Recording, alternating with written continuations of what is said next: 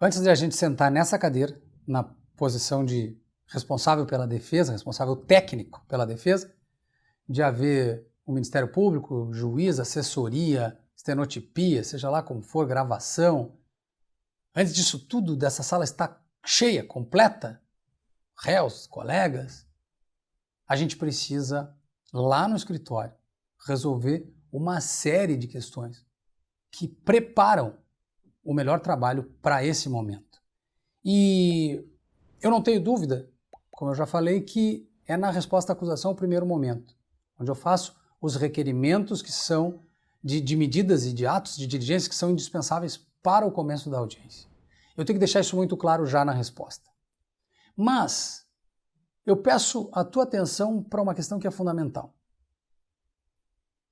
Há um requerimento que pode ser feito entre a resposta à acusação e o início da audiência, que é um requerimento em que nós, como defesa, dizemos ao Poder Judiciário que nós temos realmente muito interesse naquilo que foi posto na resposta. Que é importante para que a audiência transcorra que aqueles atos sejam cumpridos. Algumas pessoas dizem, mas Jader, deixa eles não cumprirem, quando chegar na hora da audiência, a gente faz o registro e atrapalha a audiência ou deixa a audiência acontecer e depois, enfim, alega prejuízo, cerceamento de defesa. Quem tem acompanhado os movimentos dos tribunais, a partir da postura de juízes que relativizam as nulidades, olha, realmente poderia ter sido melhor, não foi observado o dispositivo corretamente, as coisas não foram como deveriam, mas isso por si só não é relevante o suficiente para mudar a decisão que foi dada. A relativização das nulidades é uma realidade. E muitas vezes é bom pensar no seguinte, eu faço um requerimento na resposta à acusação, ele é importante, ele vai me conduzir para uma audiência com uma prova consistente, onde eu tenho condições efetivas de mostrar, enfim, ao juiz, por intermédio da inquisição das testemunhas, as questões que eu quero e que estão ligadas à minha tese. Por que eu vou trabalhar com o adiamento, com a interrupção, com a consignação de nulidade e com um trabalho mais truncado, mais difícil, muitas vezes até carreando para a tese defensiva uma animosidade desnecessária com quem preside o ato, que está lá cheio de pauta, cheio de processo, correndo contra a máquina, que fez um trabalhão para rolar todas as testemunhas. Então é preciso pensar que essa cultura de trancar os atos, de bloquear a ocorrência das audiências, às vezes ela pode vir contra os nossos interesses. Não estou dizendo que a gente deva fazer o trabalho de qualquer modo, afinal, quem tem que cumprir as diligências requeridas é o Poder Judiciário, né? Porém, essa petição, na véspera da audiência, alguns dias antes, ela pode demarcar aquilo que depois, quando nós estamos aqui na sala de audiência, torna-se muito importante, que é a diligência da defesa ao requerer na resposta e ao insistir previamente a realização do ato. Quando, porventura, a autoridade aqui, presidente do ato, tocar para frente o processo, independente de ter deferido os pedidos de resposta, mas não ter se preocupado com a execução, com a busca dos elementos requeridos, se ele quiser tocar essa audiência para frente, nós temos não só o registro lá na resposta, como a insistência, o que passa a ser um elemento de boa-fé defensivo, que vai dar muita força num eventual habeas corpus ou numa preliminar de nulidade posta nas alegações finais. Então eu deixo esse alerta para um interrogatório que vai dizer que o requerimento foi feito na resposta e que não foi atendido na véspera da audiência. Pensem numa escuta telefônica que não foi disponibilizada, numa quebra de sigilo, numa vinda de ofícios, elementos todos que mostram a diligência da defesa e, no caso, a desídia do cartório, ou enfim, de quem deveria providenciar esta prova antes do começo da audiência. E aí é que está. Além disso, eu tenho que estar bem preparado para o trabalho propriamente dito aqui de inquirição. E esse trabalho, ele passa por uma dúvida que muitas pessoas me trazem, que é a seguinte: se eu falo com testemunhas, e eu tenho, sempre registro isso, eu tenho para mim que o defensor não tem o papel de falar com testemunhas, de instruir testemunhas, de dizer para as testemunhas aquilo que elas vão falar ou dizer, ou que elas têm, que do modo como elas podem contribuir. Por quê? Porque quando a gente arrola as testemunhas, a gente pede para o nosso cliente as pessoas que são capazes de auxiliar no processo de construção da narrativa defensiva. Em tal e tal e tal e tal aspecto. Quando o réu traz isso, o cliente traz isso para a gente, a partir de agora, eu não preciso elaborar isso, e na minha visão nem deve elaborar isso com as testemunhas, porque vai perder algo que é fundamental para juízes, para promotores e para essa percepção da veracidade do relato, que é a espontaneidade. Sem falar que muitas vezes a acusação pergunta para a testemunha: tivesse contato com o advogado, com o doutor aqui e tal, e as testemunhas, com medo de faltarem com a verdade, com a imponência do cargo e tal, elas falam: não, sim, eu estive lá no escritório dele, a gente esteve conversando sobre a tese. A partir daí, a minha prova vai por água abaixo.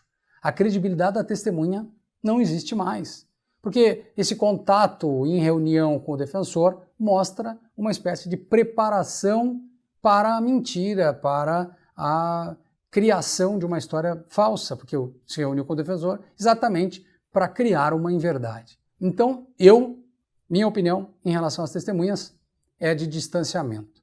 A gente arrola conforme o nosso pedido de informações que elas possam dar, e depois a gente ouve essas pessoas aqui na sala de audiência sem contato prévio. Essa é a minha posição. Eu também penso que para fazer uma boa audiência, sobretudo no presencial, mas isso vale também para o virtual, mas no presencial, para fazer uma boa audiência, eu preciso escrever as perguntas.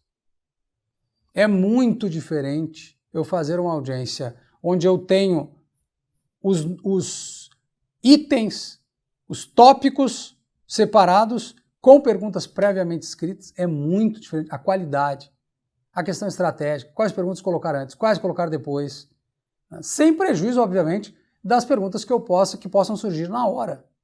Mas quando eu preparo, eu também preparo um bloco de perguntas que precede uma situação que é mais conflitiva. Aí eu acalmo depois com um terceiro bloco de situações mais tranquilas, mais simplesmente de narrativas, descritivas, e depois eu vou para o foco de novo. Enfim, dar esta ênfase e diminuir essa ênfase é algo que somente da forma escrita eu consigo fazer. Eu tenho esse afastamento das testemunhas e, ao mesmo tempo, eu tenho uma elaboração de perguntas. Claro, porque eu sei, a partir do pedido de prova que eu fiz aos meus clientes, aos familiares e tal, o que essas pessoas podem falar, sobre o que elas podem falar. Então eu vou elaborar agora um rol de perguntas por escrito.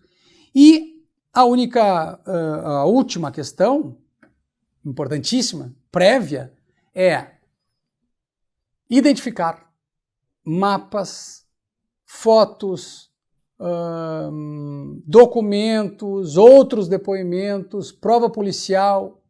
É ver tudo que há nos autos ou que eu tenho que trazer de fora do processo e que precisa estar ali para eu fazer a inquirição, para eu fazer a tomada de depoimentos da pessoa. Então, não se pode deixar para, na hora, fazer, porque há uma árvore, ou uma esquina, ou quantas quadras, quantos metros, qual a distância, o que havia entre um e outro. Isso tudo, obviamente, eu posso fazer a pergunta, esperar a testemunha dar a resposta e juntar os autos em um documento, por exemplo, que contraria essa afirmação da testemunha. É algo perfeitamente possível, mas que demanda um preparo. Então, com essas situações, resta por fim, num caso em que eu tenho toda a prova produzida num só ato, eu tenho que pensar no interrogatório, ou se a audiência foi determinada para isso. O interrogatório, ele precisa necessariamente aí passar por esse contato do réu com o seu advogado. Tanto que, quando começa um ato de interrogatório em audiência, o juiz pergunta: o senhor teve condições de fazer a entrevista reservada com o seu advogado? Porque é natural que o réu converse com o defensor para poder fazer o seu trabalho, a explicação da sua versão. Agora, mais uma vez, eu suscito aqui a questão da espontaneidade. Tentar empurrar goela abaixo do réu uma tese que não é parte da narrativa natural, não é parte da defesa, da defesa pessoal. Nós fazemos a defesa técnica, ele faz a defesa pessoal. Quem narra os fatos é o réu. Essa é a defesa pessoal, legítima, verdadeira, correta. Então, o que o defensor faz é auxiliar o réu numa explicação clara daquilo que viveu.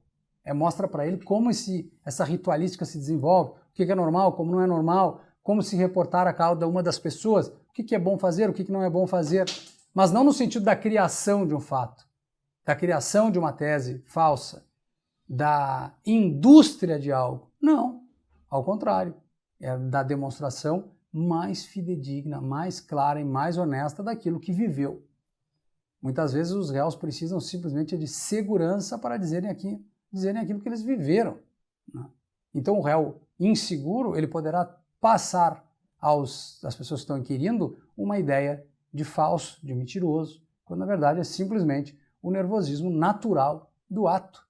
E aí vem essa questão da defesa, deixar o acusado preparado, mas sempre consciente de que não vai tirar dele o nervosismo, não vai tirar dele o jeito de falar, a gagueira, a dificuldade de se expressar ou o uso de palavras que não sejam tão adequadas. A defesa tem que contar com isso, tem que fazer isso ser parte do depoimento do réu e não ser um elemento estressante que dificulta a fala, que faz com que ele não saiba como se expressar, porque o modo natural de falar foi tolhido. Usar remédios, permitir que o réu beba, ter algum comportamento que seja estranho, que não seja o comportamento natural dessa pessoa, vai fazer com que ela venha numa situação de tensão, de nervosismo, de expectativa, e isso realmente pode frustrar completamente o ato, o desejo da pessoa de fazer um bom depoimento. Então, essa preparação, ela coloca o advogado diante do requerimento, que é um requerimento prévio, para cumprir as diligências que foram determinadas, um início de audiência com a consignação daquilo que não foi corretamente executado, provas que não vieram, situações surpresa que foram juntadas ali na última hora, pessoas não intimadas, isso tudo faz parte de uma diligência anterior, logo próxima, mas ainda anterior, para que a audiência saia como tem que ser. Lá, quando a coisa começa, é a hora de pensar na consignação das nulidades, aquilo que precisa ficar registrado para que não haja preclusão, e depois o trabalho. Um trabalho que foi previamente redigido, que foi escrito, que leva para o ambiente da sala de audiência tudo aquilo que vai ser usado. E aí eu tenho o que as testemunhas vão dizer, eu tenho os documentos necessários, eu tenho um plano, inclusive, em relação às testemunhas que eventualmente estejam mentindo, estejam falando coisas contra o nosso cliente, por animosidade, por interesse, seja como for. Eu trago mapas, eu trago vídeos, eu trago áudios e, se for o caso, eu até junto antes para poder usar na sala de audiência, para não haver aquele negócio, agora, o senhor está juntando agora, não pode usar, só vai poder usar depois. Então, ter esse cuidado também de fazer chegar os autos, quem sabe, um dia antes, todo o material, para ele estar disponível na sala de audiência. No início da sessão, essa consignação de nulidades obedece àquilo que a gente chama na escola do mantra da Escola de Criminalistas, que é a passagem pelos artigos. Então, eu tenho o registro, a forma de fazer isso é muito importante, porque eu tenho o representante do Poder Judiciário e eu aqui, no início da audiência, preciso consignar uma nulidade. Né? A gente chama isso de mantra das nulidades da escola porque há um áudio que circula aí há vários anos já com uma espécie de modelo de como fazer, que agora eu vou apresentar aqui em vídeo. Imaginem que eu tenho uma situação de nulidade pós resposta à acusação e antes da audiência. Eu peço a palavra, excelência, eu gostaria de registrar uma nulidade ocorrida depois da resposta à acusação e antes do início da audiência. Pois não, o senhor tem a palavra. A defesa registra, com base no artigo 564, inciso 4º, a nulidade consubstanciada na situação tal. requerimento de expedição, requerimento de acesso aos áudios das escutas telefônicas previamente à audiência para poder formular perguntas. Vamos lá, que esse é o nosso cerceamento de defesa. O registro é feito com base no artigo 564, quarto, e o prejuízo ele está previsto lá no artigo 563 e decorre da incapacidade que a defesa tem de formular perguntas às testemunhas de acusação a respeito do conteúdo da interceptação telefônica, o que limita severamente o trabalho defensivo e causa, portanto, cerceamento de defesa. O artigo 565 diz que quem pode alegar essa nulidade tem que ter legitimidade, não pode ter dado causa a ela, e a defesa não deu, ao contrário, ela requereu na resposta à acusação e depois ela reiterou esse pedido antes da audiência, mostrando que a gente tem total legitimidade e lisura no nosso procedimento, o que nos permite, com base no 565, registrar também a nulidade. O artigo 566 diz que a nulidade só será decretada se influenciar na verdade substancial, na apuração daquilo que está em jogo na causa, e obviamente que se eu tenho uma interceptação telefônica vedada à parte defensiva, eu tenho aí um prejuízo à apuração da verdade. Finalmente, o artigo 571 diz que quem pode, quer dizer, que a nulidade deve ser arguida no tempo correto, que no caso é no artigo 571 oitavo, no início da audiência, então logo seja verificada.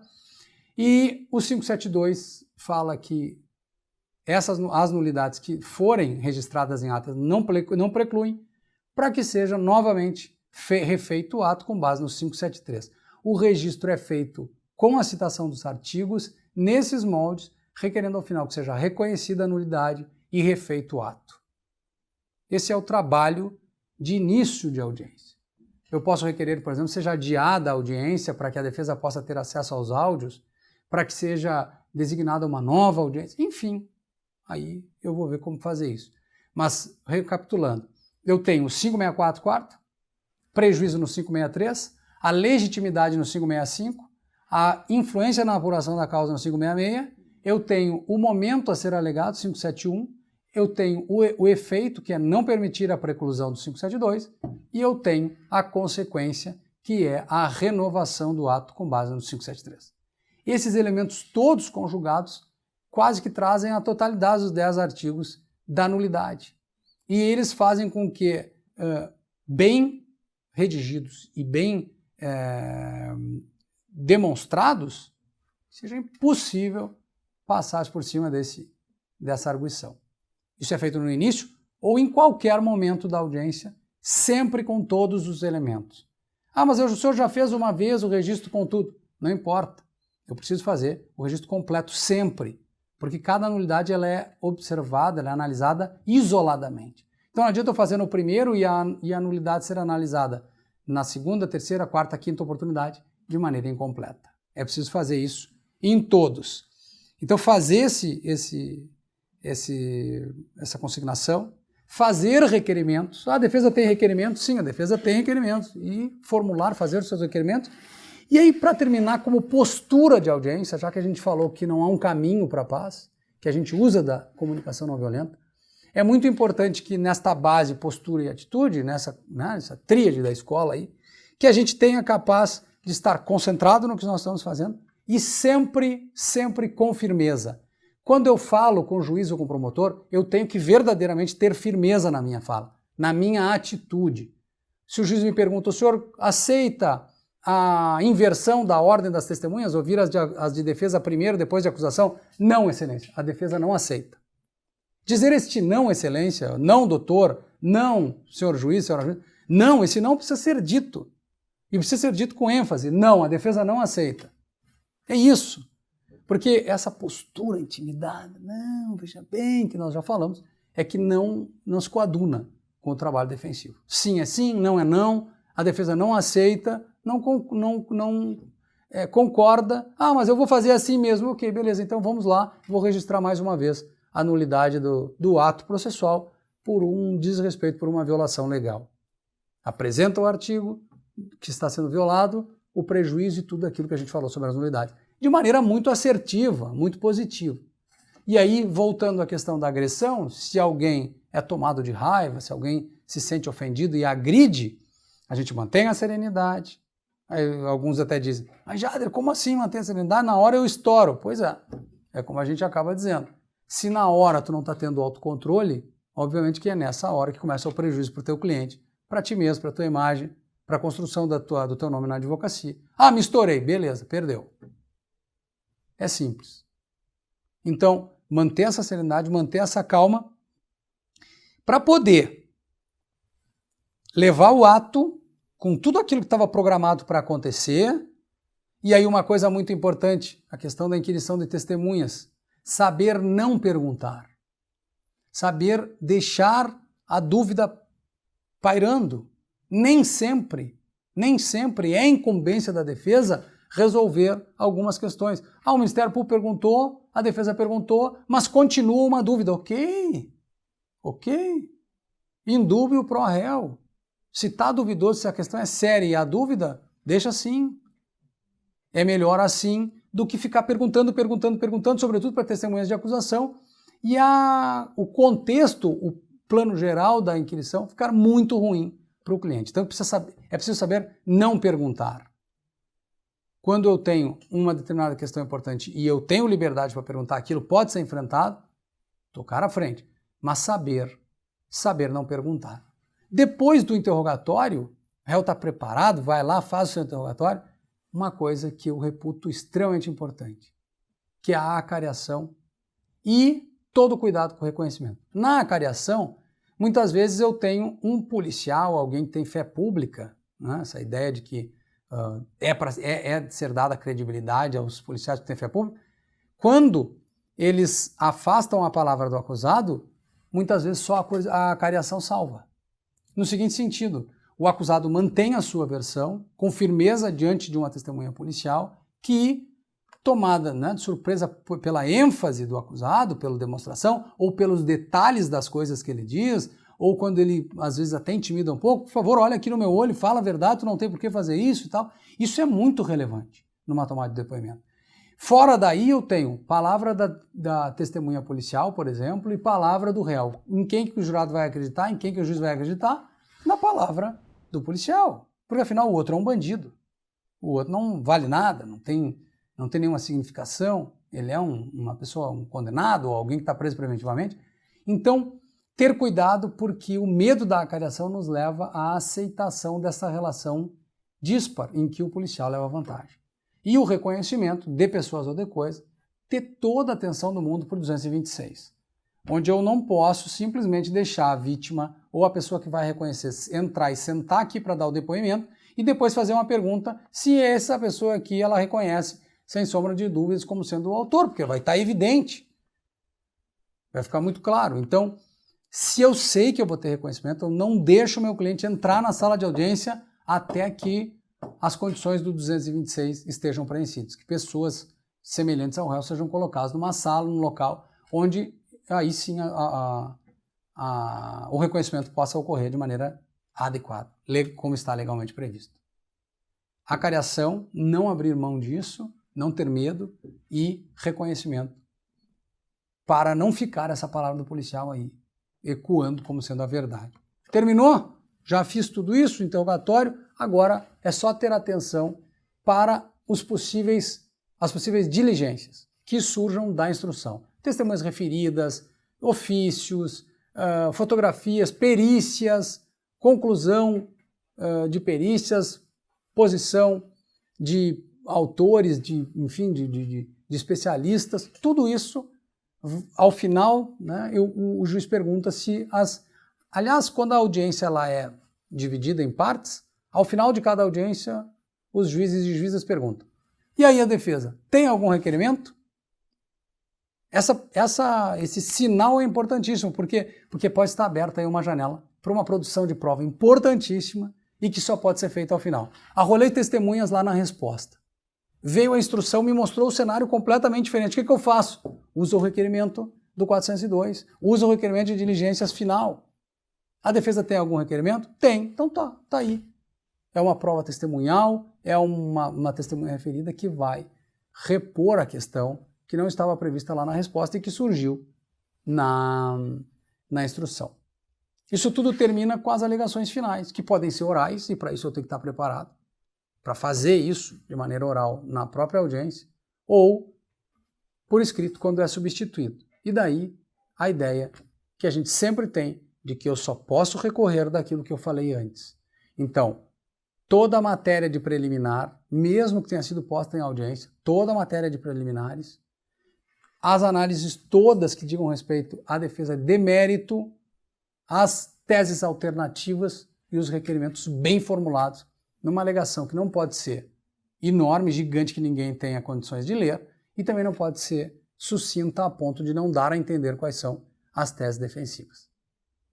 Do início, lá da denúncia oferecida até o final, processo com sentença julgada, eu tenho esta fase, que é a fase em que eu judicializei todo o material colhido na instrução. A partir daqui, são os recursos. Tudo que tinha que ser posto, tudo que tinha que ser arguído, tudo que tinha que ser defendido, está posto aqui, desde o momento da citação para a resposta à acusação, até a última fase, que é a manifestação escrita da defesa em alegações finais.